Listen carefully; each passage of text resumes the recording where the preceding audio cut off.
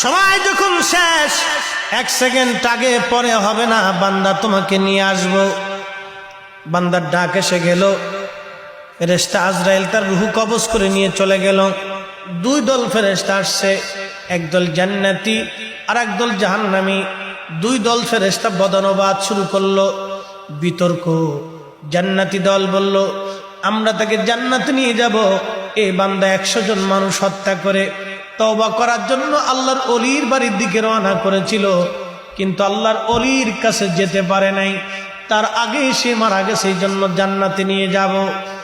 জাহান্নামী ফেরেশতারা বলে, না না, আমরা তাকে জাহান্নামে নিয়ে যাব, কারণ লোকটি তওবা করতে পারে নাই, যাওয়ার আগেই মারা গেছে, এই জন্য আমরা তাকে জাহান্নামে নিয়ে যাব।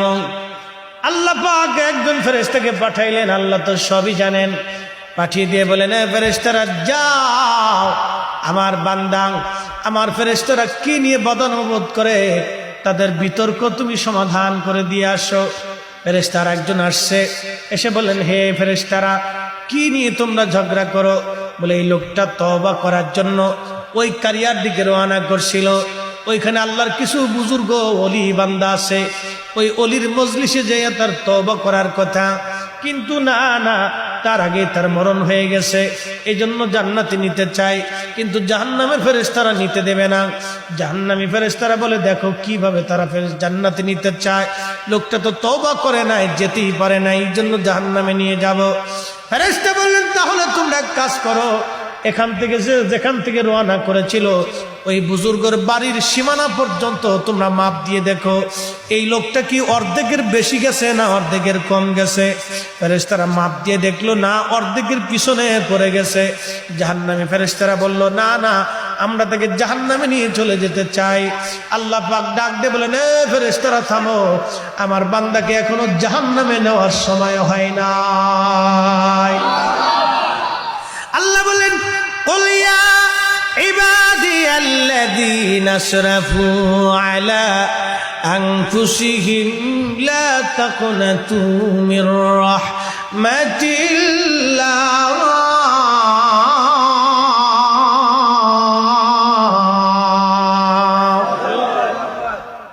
আল্লাহ বলেন, হুজুর আপনি বলেন, হে আমার বান্দারা, তোমরা আমি আল্লাহর রহমত থেকে নিরাশ হইও না।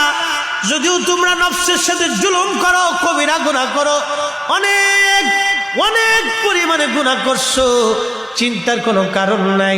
আমি খোদার রহমত থেকে নিরাশ হইও না, আমি আল্লাহ ক্ষমা করে দিতে চাইছি, ক্ষমা করে দেব। না না, আসতে হয়েছে, জোরে বলেন। পৃথিবীর সবচেয়ে বড় পাহাড়ের নাম মাউন্ট এভারেস্ট, উচ্চতা 29,000 ফিট। এই পাহাড়টাকে উপরে যদি কোরআন শরীফ আল্লাহ নাজিল করতেন, গ্রন্থাকারে এই কোরআন লিপিবদ্ধ, গ্রন্থাকারের মধ্যে কোরআন আমরা পেয়েছি। দেখেন, এটার ওজন 250 গ্রাম, 400-500 গ্রাম হতে পারে, কিন্তু আল্লাহ বলেন, না হাবিব, এই কোরআন যদি আমি পাহাড়ের উপরে নাজিল করতাম, আহা, আপনি দেখতেন, লারাআইতাহু খাশিআন মুতাসাদ্দিআন মিন খাশিয়াতিল্লাহ, এই আমি মালিকের ভয়ে পাহাড়টা গলে গলে গলে গলে মাটির সাথে মিশে যাইতো। একবার জোরে জোরে বলা যাবে কি মারহাবা? অ্যাটেনশন প্লিজ, এই আয়াত থেকে আপনি নবী চিনে যান, ওরা আপনাদেরকে মর্ম ব্যাখ্যা বলে দেয়, কারণ ওরা বাতিল। আল্লাহর কসম করে বলি, আসমানের মালিকের কসম করি, জমিনের মালিকের কসম করি, যেই মালিক আপনার আমার শ্বাস ও প্রশ্বাস ও নিঃশ্বাস নিচ্ছেন দিচ্ছেন, ও মালিকের কসম করে বলি, 24-22 হাজার বার জিব্রাইলের আগমনের মাধ্যমে 23 বছরের জীবনে আল্লাহ নবীর কালব মুবারকে কোরআন শরীফ এসেছে 114টি সূরা। ভাই, যেভাবে সেইভাবে রাখ, তোরা ফাটাফাটি খারাখারি করিস না, তো শব্দ হয় কেতা কমাই দে। হ্যাঁ, আচ্ছা, যেভাবে পারফেক্ট আছে। মানে আমরা বক্সে, আমার কণ্ঠ নষ্ট হয়, বক্সে কণ্ঠ খেয়ে ফেলে দেয়। প্রত্যেক দিন মাহফিল, কালকে মাহফিল থেকে শুরু, সে August, September, October, November, December, January, February, March, একবার রমজানের আগ দিন পর্যন্ত, রমজানের পরেও সিরিয়াল। কণ্ঠ তো আল্লাহ একটা দিছে। এটা যদি তোমাদের মাইকের কারণে আমার নষ্ট হয় তো আগামীকালের পাবলিক বসে রয়েছে, কালকে 2টা, পরের দিনও 2টা, এর পরের দিনও 2টা, জ্বালা আছে। এটাকে বাঁচাই করতে হবে, কারণ একজন মানুষ অনেক আশা করে মাহফিল করে, জানো এই মাহফিলটা সাজাতে বেটাদের হাড় ক্ষয় হয়ে গেছে। অনেক পরিশ্রম, মানুষের কাছে যায়, কেউ টাকা দেয়, কেউ দেয় না, কেউ বলে ধুর ব্যবসা শুরু করছে। কথা কর না কেন?